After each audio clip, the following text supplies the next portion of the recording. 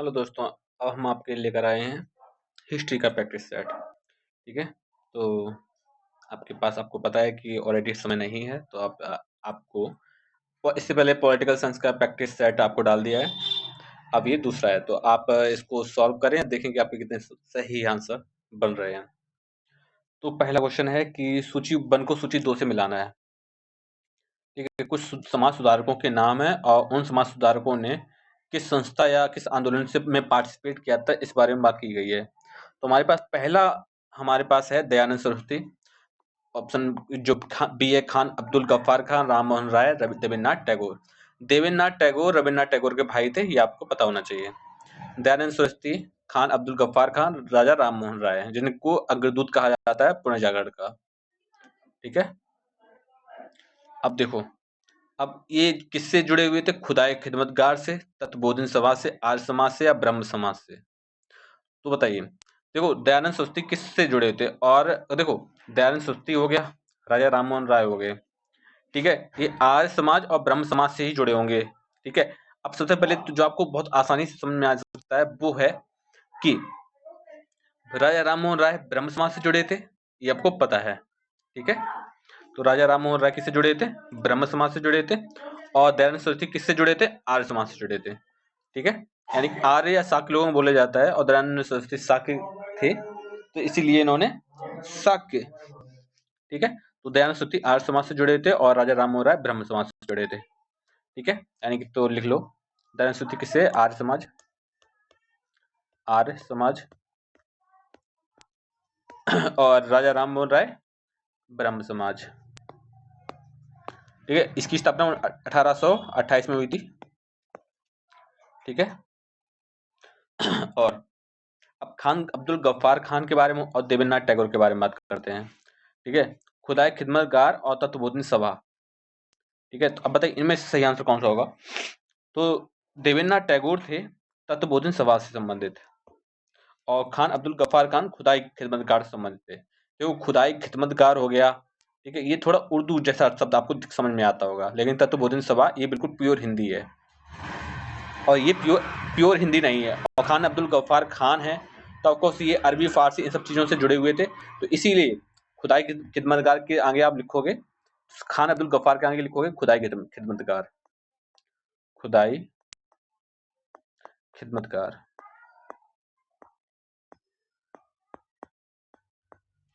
और तत्वबोधन सभा देवेंद्रनाथ टैगोर।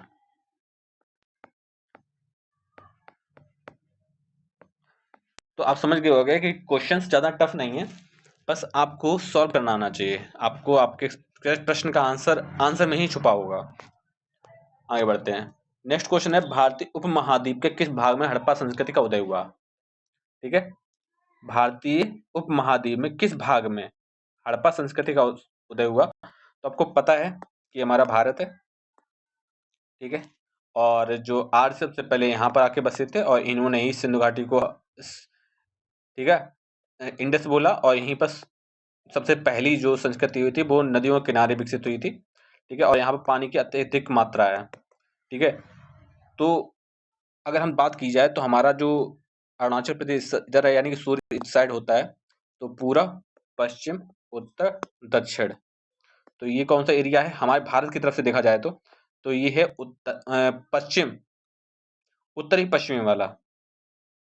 ठीक है ना, उत्तरी पश्चिम वाला, ऑप्शन नंबर 3 का सही आंसर हो जाएगा। आगे बढ़ते हैं। नेक्स्ट क्वेश्चन है, क्वेश्चन नंबर 3 है कि प्राग ऐतिहासिक युग में मानव कहाँ रहता था? देखो, इसको थोड़ा आप संधि विच्छेद करोगे, प्रागैतिहासिक को क्या बोलेंगे? प्राक धन ऐतिहासिक। प्राक मीन्स होता है पुराना।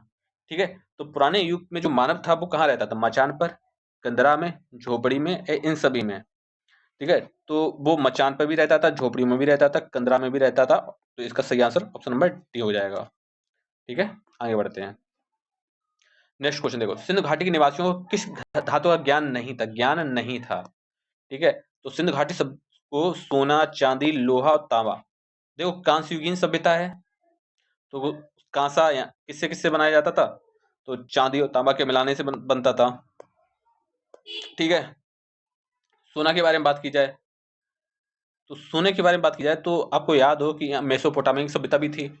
ठीक है, उसी टाइम पीरियड में। तो मेसोपोटामिया की जो सभ्यता थी, वहां से व्यापार होता था सोने का, बदले में यहाँ से वो तांबा या चांदी लेके जाते थे। लेकिन किस चीज का ज्ञान नहीं था, वो लोहे का ज्ञान नहीं था। ठीक है, ऑप्शन नंबर तीसरा इसका राइट आंसर हो जाएगा। तो देखो इसके बारे में थोड़ा जान लो कि रेडियो कार्बन C14 जैसी नवीन विश्लेषण पद्धति के द्वारा सिंधु घाटी सभ्यता की जो सर्वमान्य तिथि है वो 2350 बीसी से कहां तक बताई गई है, लगभग 1750 बीसी बताई गई है। यानी कि जो सिंधु घाटी सभ्यता थी वो 2350 बीसी से 1750 बीसी तक ये सभ्यता रही थी।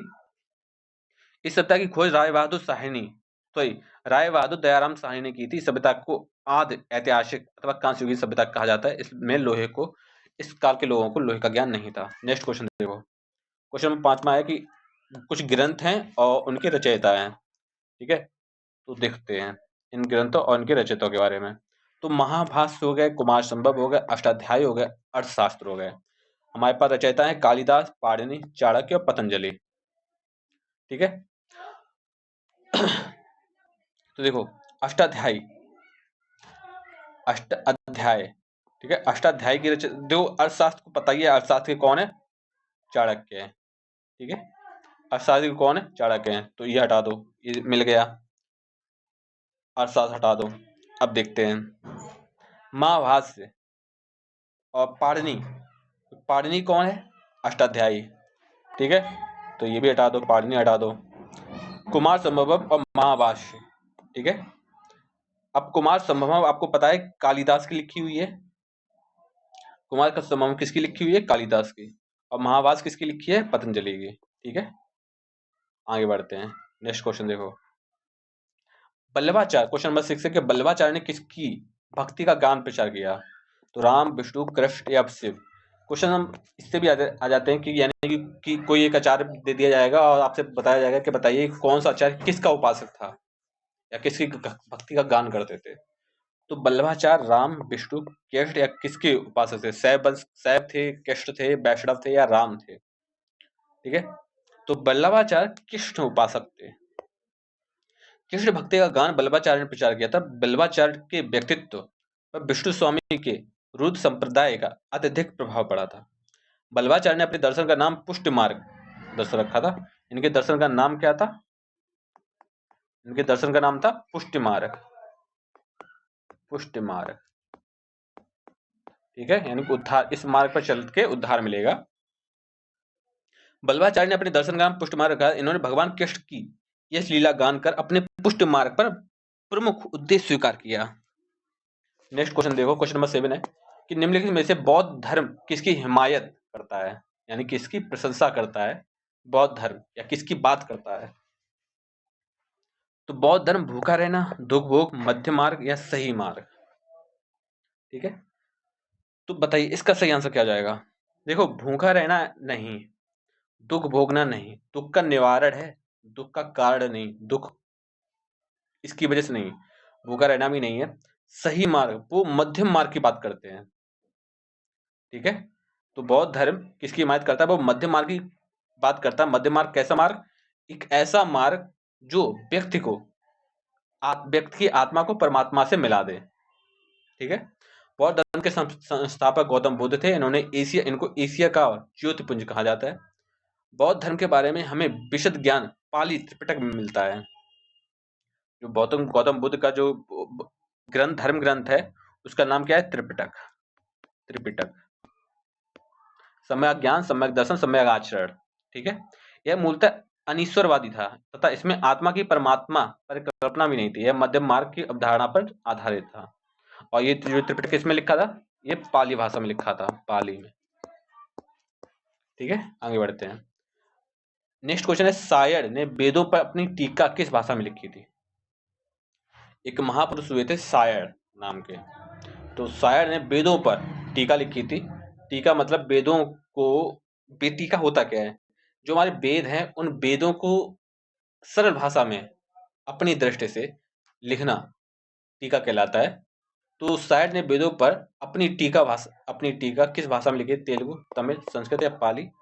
तो सायण ने संस्कृत भाषा में टीका लिखा था।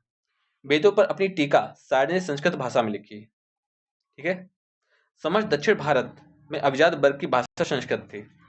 दक्षिण भारत, ये हमारा भारत है, ये उत्तरी है, ये पश्चिमी है, ये पूर्वी है और ये दक्षिणी है। यानी कि तमिलनाडु, केरल, ठीक है, कर्नाटक वाला एरिया तमिलनाडु वाला वो दक्षिण वाला है, और यहाँ पर कौन सी लैंग्वेज प्रयोग होती थी? वहां पर संस्कृत लैंग्वेज प्रयोग होती थी। ठीक है, संस्कृत।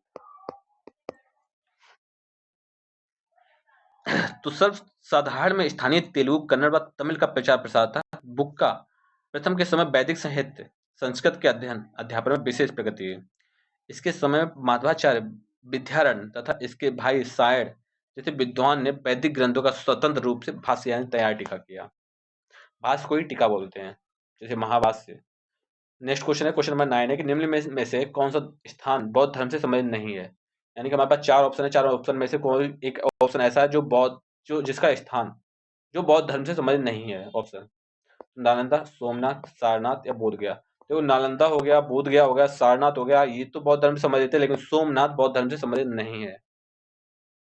ठीक है, तो बौद्ध धर्म के प्रवर्तक बुद्ध ने बौद्ध गया में यहाँ पर इनको ज्ञान की प्राप्ति हुई। कितनी वर्ष की अवस्था? 35 वर्ष की अवस्था में। ठीक है, नदी कौन सी थी? निरंजना नदी, निरंजना नदी। और टाइम पीरियड कौन क्या था? बैसाख की पूर्णिमा थी, बैसाख की पूर्णिमा, पूर्णिमा। और डे था कि नाइट था? तो रात थी। ठीक है, इनको ज्ञान प्राप्त हो गया। ओके, वृक्ष कौन सा, किस वृक्ष के नीचे बैठे थे? तो ये बैठे थे पीपल वृक्ष के नीचे, पीपल। ठीक है, पीपल के नीचे बैठकर इनको ज्ञान प्राप्त हुआ। ओके, प्रथम उपदेश इन्होंने सारनाथ में दिया था, उपदेश फर्स्ट। और किसको दिया था? बिच्छुओं को दिया था।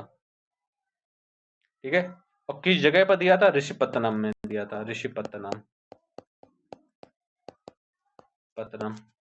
जब ये ज्ञान प्राप्त कर रहे थे तो इनके साथ कुछ बिच्छू भी ज्ञान की साधना कर रहे थे, लेकिन वो बीच में ही उठ के चले गए। उन्होंने काफी टाइम तक तपस्या की, लेकिन वो सक्सेस नहीं हो पाए। तो फिर उन्होंने बहुत गौतम बुद्ध से कहा था, जब आपको ज्ञान की प्राप्त हो जाए तो सबसे पहले ज्ञान हमको देना आके। ठीक है, उसके बाद जब उन्होंने ये जो ज्ञान दे दिया, इसी को बोलते हैं धर्म चक्र प्रवर्तन। ठीक है, नालंदा गौतम बुद्ध से संबंधित है, नालंदा। ठीक है, सोमनाथ के बारे में बात की जाए तो यहाँ पर भगवान शिव का मंदिर है, शिव का मंदिर है, और ये इनसे जुड़ा हुआ, बौद्ध धर्म से जुड़ा हुआ नहीं है। आगे बढ़ते हैं। नेक्स्ट क्वेश्चन है, अभिज्ञान शाकुंतलम के लेखक आपको पता है कि विशाखादत्त बाणभट्ट या कालिदास भास?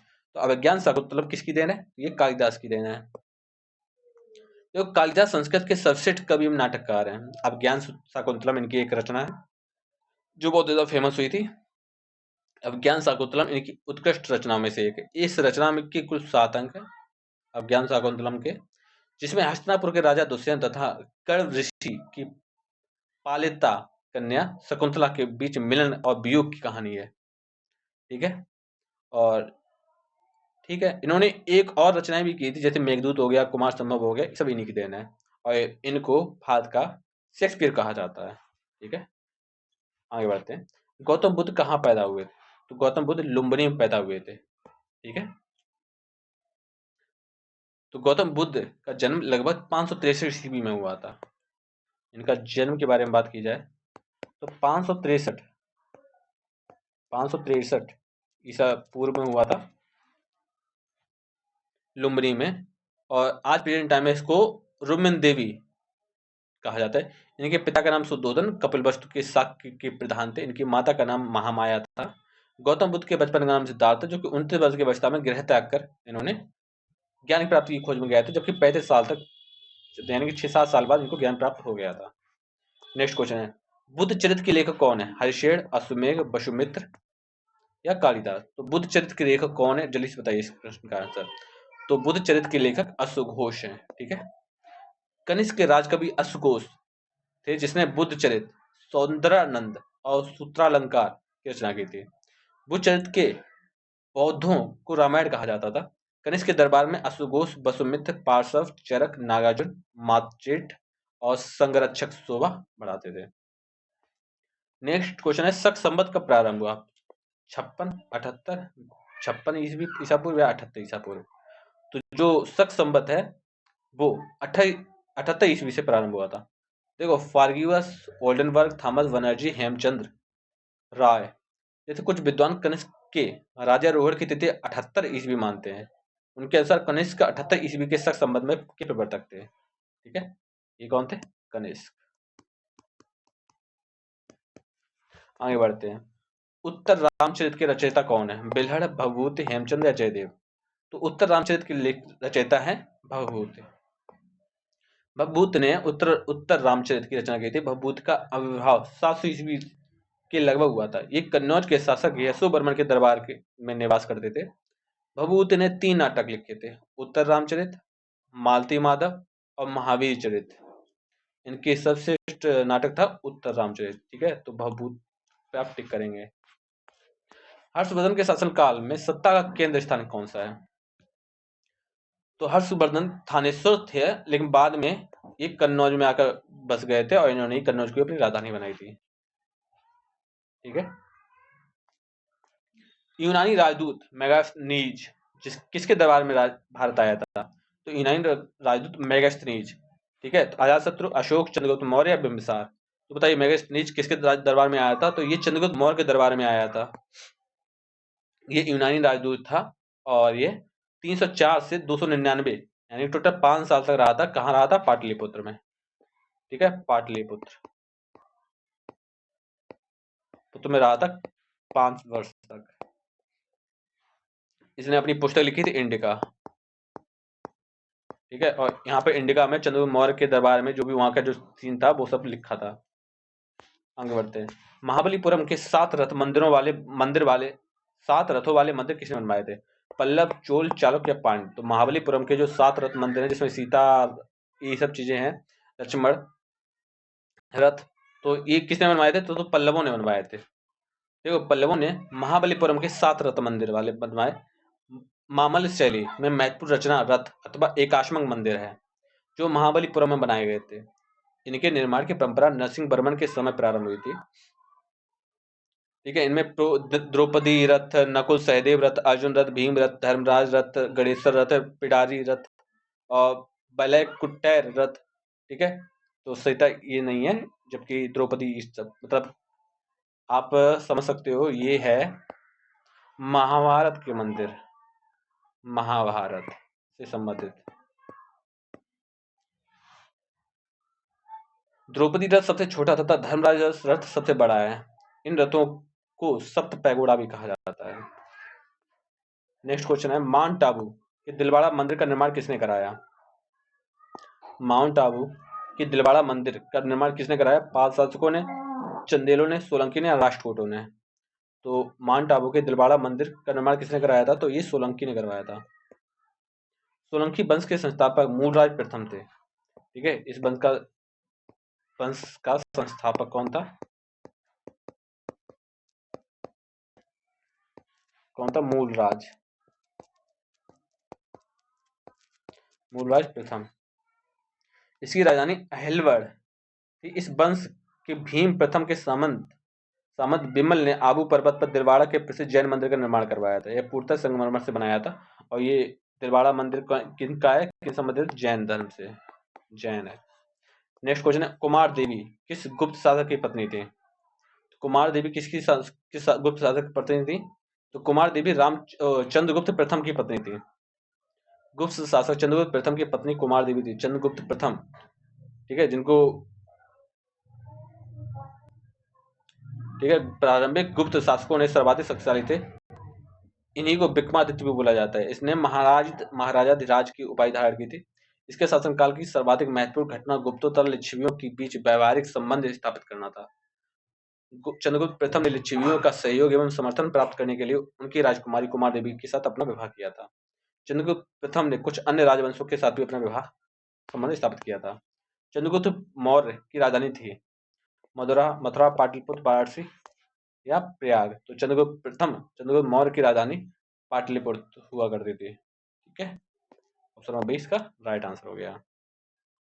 तो मौर्य वंश का संस्थापक चंद्रगुप्त मौर्य था। इसकी राजधानी पाटलिपुत्र यानी वर्तमान में पटना है। इस नगर ये नगर जो है गंगा व सोन नदी का संगम है। पाटलिपुत्र किसका संगम है? गंगा और सोन नदी का, सोन का संगम। हर्यक वंश के शासक उदयन की राजधानी भी पाटलिपुत्र ही थी। नेक्स्ट क्वेश्चन है, कौन गुप्त शासक नहीं था? तो रामगुप्त, समुद्रगुप्त, चंद्रगुप्त या देवगुप्त? तो देखो, समुद्रगुप्त और चंद्रगुप्त ये तो हैं ही, ठीक है। रामगुप्त भी है, लेकिन देवगुप्त गुप्त वंश के शासक नहीं थे। गुप्त वंश की स्थापना लगभग 275 ईस्वी में श्री गुप्त ने करवाई थी, ठीक है। इसकी स्थापना गुप्त वंश देख लो, ठीक है। गुप्त वंश की स्थापना 275 ईस्वी में किसने करी थी? श्री गुप्त ने, श्री गुप्त, इन्होंने इसकी स्थापना करवाई। गुप्त वंश का दूसरा शासक घटोत्कच हुआ था, ठीक है। उसके बाद घटोत्कच आया, ठीक है। श्री गुप्त का पुत्र था। चंद्रगुप्त प्रथम ने लगभग महाराज ध्वज की उपाधि धारण की थी। समुद्रगुप्त के 300 दरबारी कवि हर्षेय ने प्रयाग प्रशस्ति रचना लिखी थी। समुद्रगुप्त के बाद गुप्त वंश का शासक रामगुप्त हुआ, जो अल्पकालिक शासक रहा। चंद्रगुप्त द्वितीय विक्रमादित्य ने लगभग, ठीक है, 375 से 415 ईस्वी विक्रमांक परम भागवत जैसी उपाधि धारण की थी चंद्रगुप्त द्वितीय ने। देवगुप्त उत्तरकालीन गुप्त वंश का शासक था, और उसने देवगुप्त है वो उत्तरकालीन गुप्त वंश का शासक था। इसने मालवा में अपना स्वतंत्र राज्य स्थापित किया था। देवगुप्त हर्ष का प्रतिद्वंदी और बंगाल के गौड़ नरेश शशांक का मित्र था। तो ये देवगुप्त उत्तरकालीन गुप्त वंश था, गुप्त के बाद वाला, ठीक है। नेक्स्ट क्वेश्चन, अश्वघोष का संबंध था वर्धन से, मौर्य से, कुषाण से या गुप्त से? अश्वघोष तो बताइए किससे संबंधित थे? तो ये मौर्य संबंधित थे या कुषाण? तो अश्वघोष कुषाण संबंधित थे। कुषाण शासक कनिष्क का शासनकाल साहित्य की उन्नति से प्रसिद्ध था। वह विद्या का उदार संरक्षक था तथा उसके दरबार में उच्च कोटि के विद्वान रहते थे। ऐसे विद्वानों में अश्वघोष का नाम सर्वप्रमुख आता है। कनिष्क के राजकवि थे। उनकी 3 प्रमुख रचनाएं थी, बुद्धचरित, सारिपुत्र प्रकरण और सौदरानंदन। चंद्रगुप्त चतुर्थ बौद्ध संगीति के समय अश्वमित्र अध्यक्ष व अश्वघोष उपाध्यक्ष हुए थे। राष्ट्रकूट साम्राज्य का संस्थापक कौन था? केशव प्रथम, दंतदुर्ग, गोविंद द्वितीय या इनमें से कोई नहीं? तो राष्ट्रकूट साम्राज्य का संस्थापक कौन था? तो ये थे दंतदुर्ग। राष्ट्रकूट राजवंश संस्थापक दंतदुर्ग था। इसकी राजधानी मान्यखेड़ यानी वर्तमान में मालखेड़ सोलापुर के निकट है। इस वंश का प्रमुख शासक केशव प्रथम, ध्रुव गोविंद तृतीय, अमोघ वर्ष केशव द्वितीय, इंद्र तृतीय, केशव तृतीय इत्यादि हैं। नेक्स्ट क्वेश्चन है, प्राचीन भारत में निम्नलिखित में से किस शासक ने जैन धर्म स्वीकार कर संन्यास ले लिया? प्राचीन भारत में किसने जैन धर्म स्वीकार कर संन्यास ले लिया था? बिंबिसार, चंद्रगुप्त मौर्य, पुष्यमित्र या हर्ष? ठीक है, तो संन्यास किसने लिया था? ठीक है, तो इसका राइट आंसर कौन सा हो जाएगा? ऑप्शन नंबर हो जाएगा ऑप्शन नंबर 2, चंद्रगुप्त मौर्य। चंद्रगुप्त मौर्य ने जैन धर्म स्वीकार कर संन्यास ले लिया। चालुक्य वंश की राजधानी क्या थी? वातापी, कन्नौज, मानेखेड़ या कांची? कन्नौज तो नहीं थी, बताइए। तो चालुक्य वंश की राजधानी क्या थी? तो इनकी जो राजधानी थी वो वातापी थी। चालुक्य वंश की राजधानी वातापी थी। ईसा की 6ठी शताब्दी के मध्य से लेकर 8वीं शताब्दी के मध्य तक दक्षिण पथ पर चालुक्य वंश राज किए थे, ठीक है। उसका उत्कर्ष स्थल बादामी या वातापी था। इसका इसे वातापी अथवा बादामी का चालुक्य कहा जाता है। बादामी के चालुक्य वंश का संस्थापक पुलकेशिन प्रथम नाम का व्यक्ति था। पुलकेशिन द्वितीय इस वंश का शक्तिशाली शासक हुआ था। पल्लव वंश का अंतिम शासक कौन था? राजराज प्रथम, नृपतुंग बर्मन, कर्क तृतीय, अपराजित बर्मन? तो बताइए पल्लव वंश का अंतिम शासक कौन था? तो पल्लव वंश का अंतिम शासक अपराजित बर्मन था। अपराजित बर्मन कांची के पल्लव वंश का अंतिम महत्वपूर्ण शासक था। 885 ईसा में लगभग उसने गंग नरेश पृथ्वीराज तथा चोल नरेश आदित्य प्रथम की सहायता से पांड्य वंशी शासक बरगुड़ द्वितीय के श्रीपुरम के युद्ध में पराजित किया। 903 ईस्वी के लगभग उसके मित्र चोल नरेश आदित्य प्रथम ने उसकी हत्या कर दिया और तोंड मंडलम का स्वामी बन गया था। नेक्स्ट क्वेश्चन है, गुप्त काल में किस धर्म का सबसे अधिक विकास हुआ? बौद्ध धर्म, जैन धर्म, पौराणिक धर्म या यवनों का धर्म? तो गुप्त काल में पौराणिक धर्म का सबसे ज्यादा उदय हुआ था। गुप्त साम्राज्य का उदय 3वीं शताब्दी के अंत में प्रयाग के निकट कौशाम्बी में हुआ था। इस वंश का पौराणिक धर्म का सर्वाधिक विकास हुआ था। पुराणों की वर्तमान रूप में रचना गुप्त काल में हुई थी। इसमें ऐतिहासिक परंपराओं का उल्लेख मिलता है। मुझे नहीं मालूम क्या कानूनी है या क्या गैर कानूनी। मैं राज्य की अवस्था अनुसार कानून बनाता हूँ। ये बात किसने कही थी? मुझे नहीं पता है कि क्या कानूनी और क्या गैर कानूनी। जैसा राज्य को सही लगता है मैं उस हिसाब से कानून बनाता हूँ। ये बात किसने कही थी? बलबन ने, अलाउद्दीन खिलजी, फिरोज तुगलक या रजिया सुल्तान? बताइए, ये बात किसने कही थी कि मुझे नहीं पता है कि क्या सही है, क्या गलत, क्या कानूनी है, क्या कानूनी होना चाहिए। जनता को जिस चीज की जरूरत होती है मैं कानून उसी चीज पर बनाता हूँ।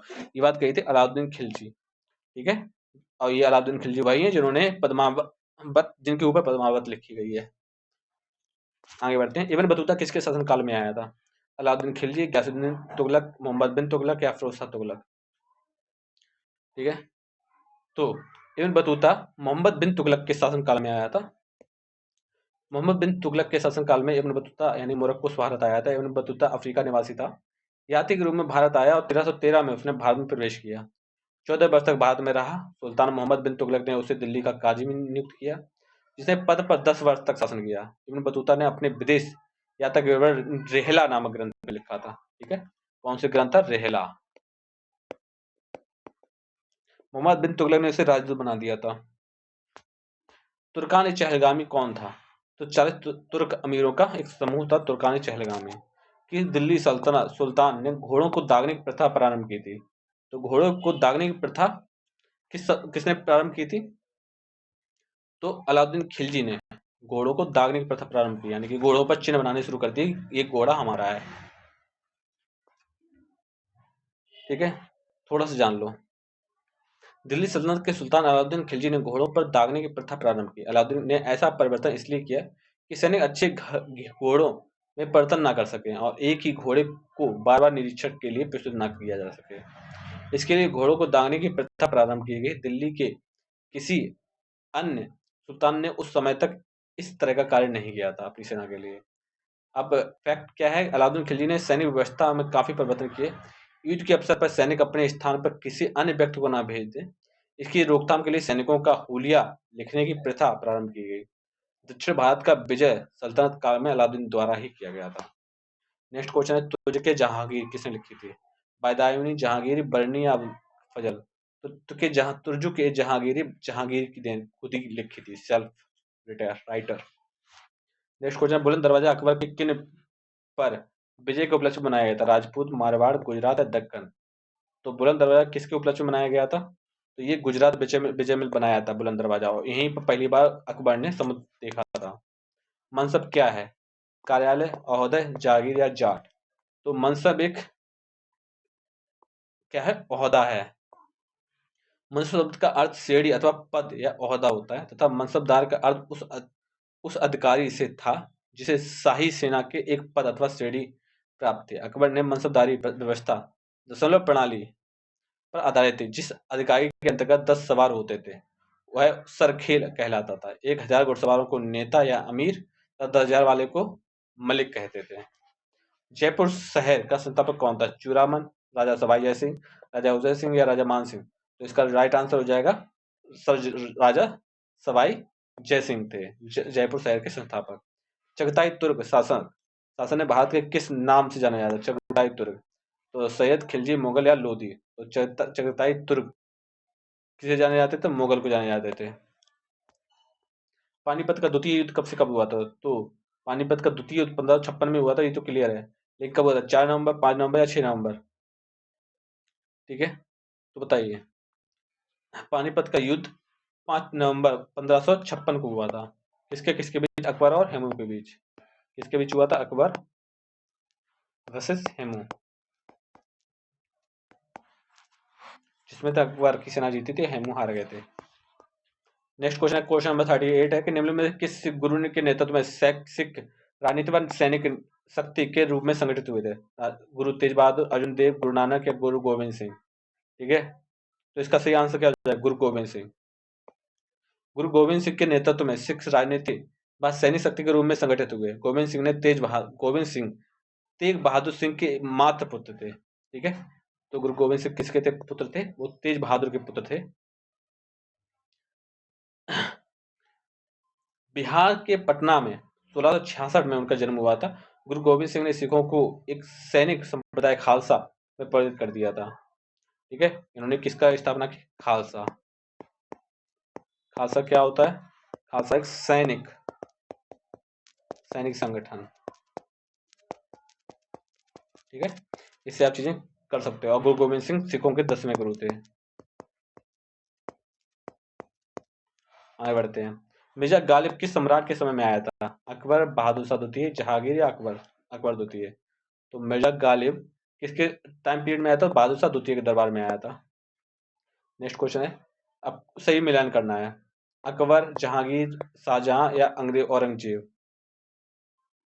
ठीक है, तो इनमें से कौन सही सुमेलित है? Akbar William Hawkins, Jahangir Ralph Fitch, Shahjahan Thomas Roe या औरंगजेब मनूची?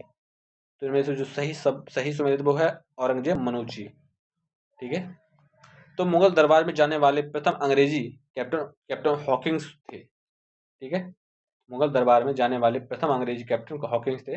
वो जेम्स प्रथम के राजदूत के रूप में 1609 में भारत आए थे। और ये टाइम पीरियड था किसका? और उस टाइम राज कौन कर रहा था? अकबर नहीं, जहांगीर थे। जहांगीर। ठीक है, 1615 में सम्राट जेम्स प्रथम ने सर टॉमस रो को राजदूत बना के भेजा। ठीक है, जहांगीर के दरबार में किसको भेजा था? शाहजहां टॉमस रो, इनके दरबार में भेजा था। और उस टाइम जब टॉमस रो आए थे तो भी कौन था? जहांगीर था। जहांगीर थे। ठीक है, मनूची मुगल सम्राट औरंगजेब के दरबार में आया था। मनूची औरंगजेब के दरबार में आया था। तो ऑप्शन नंबर चौथा ही सही हो जाएगा। रावतफेड ये तो नहीं आए थे। शेरशाह का मकबरा कहाँ पे है? तो सासाराम में है। आगे बढ़ते हैं। जोधाबाई महल स्थित है फतेहपुर सीकरी, दिल्ली, अजमेर या पानीपत? तो जोधाबाई महल कहाँ पर है? तो ये फतेहपुर सीकरी में।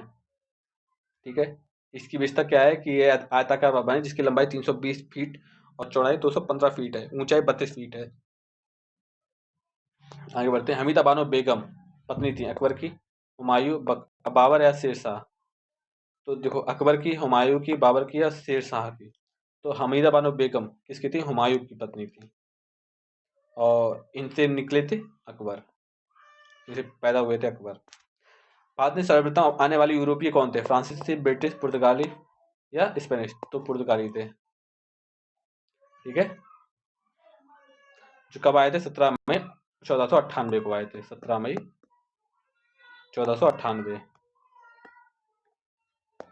व्यापार करने के उद्देश्य से आए थे, बाद में कुछ और ही करने लग गए थे। 1773 का रेगुलेटिंग एक्ट द्वारा स्थापित गवर्नर जनरल की परिषद में सदस्य कौन नहीं था? मनसन, क्लेवरिंग, क्वारवेल या फ्रांसिस? तो 1777 में रेगुलेटिंग एक्ट स्थापित किया गया था। इसमें गवर्नर जनरल की परिषद में कौन सा सदस्य शामिल नहीं था? तो कौन सदस्य शामिल नहीं था इसके बारे में बात करते हैं। ठीक है, अब सुनो, इसका कोई भी आंसर सही नहीं है। ओके, देखो, 1773 के रेगुलेटिंग एक्ट द्वारा स्थापित गवर्नर जनरल की जो परिषद थी उसमें फिलिप फ्रांसिस भी थे, मानसन भी थे, पैरवेल भी थे, ठीक है, और क्लेवरिंग भी थे। ये चारों ही उस टाइम के पीरियड के सदस्य थे गवर्नर जनरल की परिषद में। ईस्ट इंडिया कंपनी का निम्नलिखित में से आरंभिक नारा क्या था? केवल भूभाग, व्यापार और भूभाग नहीं, व्यापार। तो ये सिर्फ व्यापार के उद्देश्य से आए थे। ठीक है, तो ऑप्शन नंबर तीसरा इसका राइट आंसर हो जाएगा। नेक्स्ट क्वेश्चन है, निम्नलिखित में से किस अधिनियम द्वारा ईस्ट इंडिया कंपनी के व्यापारिक अधिकारों को समाप्त कर दिया गया था? ठीक है, तो किस आर्टिकल में ईस्ट इंडिया कंपनी के व्यापारिक अधिकार समाप्त कर दिए गए? बिल्कुल खत्म। तो ये था 1813 का चार्टर एक्ट। इसमें कंपनी व्यापार एक अधिकार छोड़ देगी। 1813 का चार्टर अधिनियम कंपनी के अधिकार पत्र को 20 वर्षों के लिए बढ़ा दिया गया था। कंपनी के 1 मिनट व्यापारिक अधिकार को समाप्त कर दिया, 20 वर्षों के लिए बढ़ा दिया गया 1813 में। व्यापार करने का एकाधिकार को छीन लिया, किंतु उसने चीन की और भारत चाय के साथ व्यापार नहीं छोड़ा। ठीक है, तो चीन चाय को छोड़कर, चीन चाय, बाकी एकाधिकार छूट गया। 1857 का सिपाही विद्रोह कहां से प्रारंभ हुआ था? तो मेरठ से शुरू हुआ था सिपाही विद्रोह। पद्मावत के रचयिता कौन है? तो जायसी है, मोहम्मद मलिक जायसी। तो यही टाइम है औरंगजेब वो अलाउद्दीन खिलजी वाला। ठीक है, और रानी पद्मावती, उनके बीच कोई भी संबंध नहीं था, रानी पद्मावती और अलाउद्दीन खिलजी का। क्वेश्चन 50 है कि विधवा पुनर्विवाह एक्ट कब पास हुआ था? 1850 में, 1856, 1870 या 1860? तो विधवा पुनर्विवाह कानून कब बना? तो विधवा पुनर्विवाह कानून कब बना? तो 1856 में विधवा पुनर्विवाह, यानी कि ये किसकी देन है? लॉर्ड कैनिंग की। Lord Canning, Lord Canning Bharat में कंपनी द्वारा नियुक्त अंतिम गवर्नर था। ठीक है, ये कौन सा गवर्नर था? ये लास्ट गवर्नर था किसका? ईस्ट इंडिया कंपनी का। इसके बाद गवर्नर हटा दिए गए थे, सारा कानून विक्टोरिया पे आ गया था। ब्रिटिश सम्राट के अधीन नियुक्त भारत का प्रथम वायसराय था। इसी के समय ही 1856 में विधवा पुनर्विवाह अधिनियम पारित किया गया था। नेक्स्ट क्वेश्चन, असम, चिटगांव जैसे पूर्वोत्तर भारत भागों में विजय प्राप्त करने वाले मुगल सेनापति कौन थे? असम और चिटगांव, तो राजा जयसिंह, मीर जमुला, शाइस्ता खां या जसवंत सिंह? बताइए इसका राइट आंसर क्या हो जाएगा? अब देखो इसके राइट आंसर के बारे में बात करते हैं। तो मुगल सेनापति शाइस्ता खां के पहले बात करते हैं। शाइस्ता खां असम जैसे पूर्वोत्तर भारत पर विजय प्राप्त की थी। यहाँ पर कहाँ की थी? असम एरियाज में। ठीक है, उसके बाद जब औरंगजेब सिंहासन पर आरूढ़ हुए तब उसने मीर जमला को बंगाल का सूबेदार नियुक्त किया। ठीक है, अब मीर जमला को बंगाल का सूबेदार नियुक्त किया। उसने असमियों पर आक्रमण करने के लिए आदेश दिए। नवंबर 1661 में मीर जुमला ने कूच बिहार की राजधानी को जीत लिया। ठीक है, तो बिहारियों को इन्होंने जीता। असम के पूर्वी और मध्य भाग पर अधिकार कर लिए। 1662 में गुड़गांव के राजा को परास्त करके उसकी राजधानी को जीत लिया और इसी प्रकार मुगलों की सत्ता को असम में स्थापित कर दिया। 10 अप्रैल 1663 ईस्वी को बीमारी से मीर जमला की मृत्यु हो गई और पहाड़ी तरफ दुर्गम क्षेत्र होने के कारण मुगलों को यहाँ पर शासन करने में परेशानी हुई। ठीक है, तो इनमें से कोई भी ऐसा नहीं है जिसने असम और चिटगांव जैसे पूर्वोत्तर भारत भागों में विजय प्राप्त करने वाला मुगल सेना। तो ये दोनों ही थे, शाइस्ता खां और मीर जुमला। इन्होंने दोनों ही असम को जीता था। ये भी कहीं ना कहीं असम से ही रिलेटिव थे। 1925 में के कानपुर कांग्रेस अध्यक्ष कौन थे? तो सरोजिनी नायडू ने कानपुर के कांग्रेस के अध्यक्ष चुने गए थे, सरोजिनी नायडू। ठीक है, तो कांग्रेस की स्थापना हुई थी 1885 में हुम द्वारा। कांग्रेस का प्रथम अध्यक्ष विमोच चंद्र बनर्जी थे।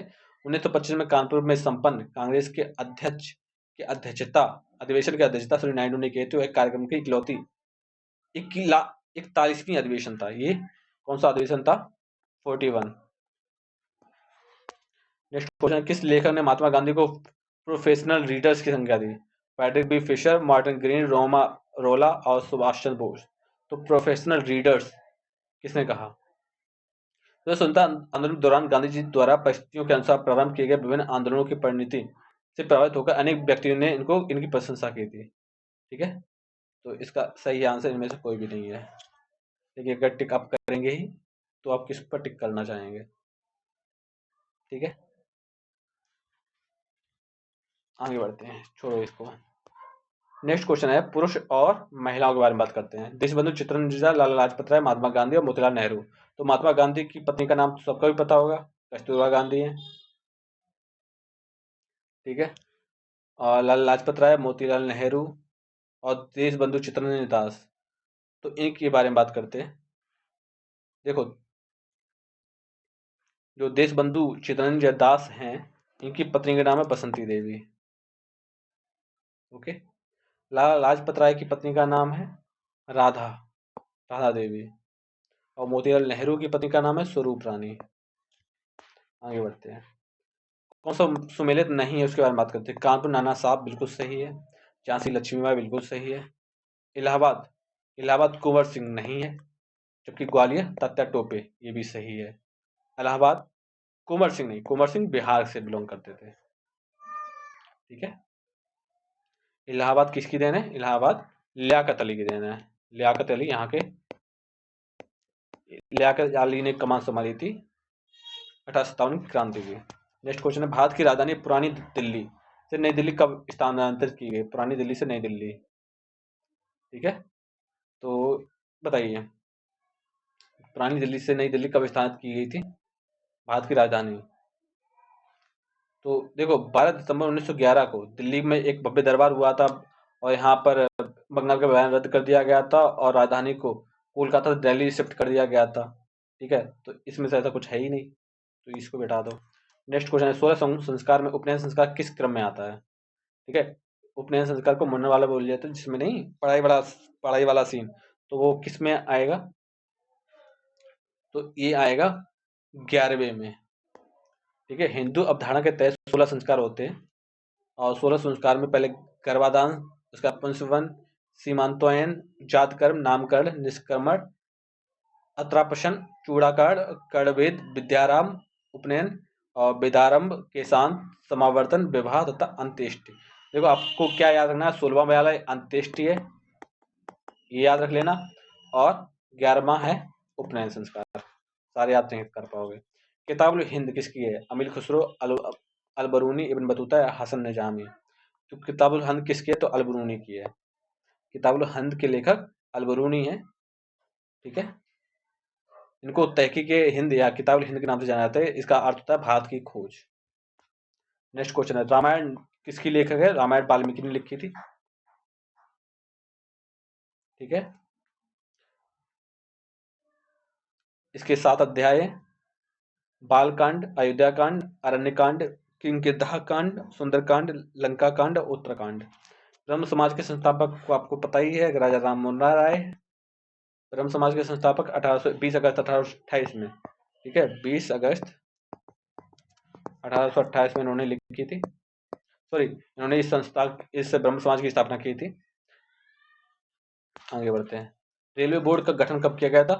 तो रेलवे बोर्ड का जो गठन है वो 1905 में हुआ था। हर्ष ने किस विश्वविद्यालय को विशेष संरक्षण दिया था? तो विक्रमशिला, तक्षशिला, मगध या नालंदा। तो बताइए हर्ष ने किस विश्वविद्यालय को संरक्षण प्रदान किया था? तो हर्ष ने नालंदा विश्वविद्यालय को संरक्षण प्रदान किया था। अकबरनामा के लेखक कौन है? तो अकबरनामा के लेखक अबुल रहम रही, या अबुल फजल, रशखान या बाबर। तो अकबरनामा अबुल फजल की देन है। अबुल फजल ने अकबरनामा लिखी थी। ठीक है, तो आज की क्लास यहीं पे कंप्लीट होती है, मिलते हैं नेक्स्ट क्लास में।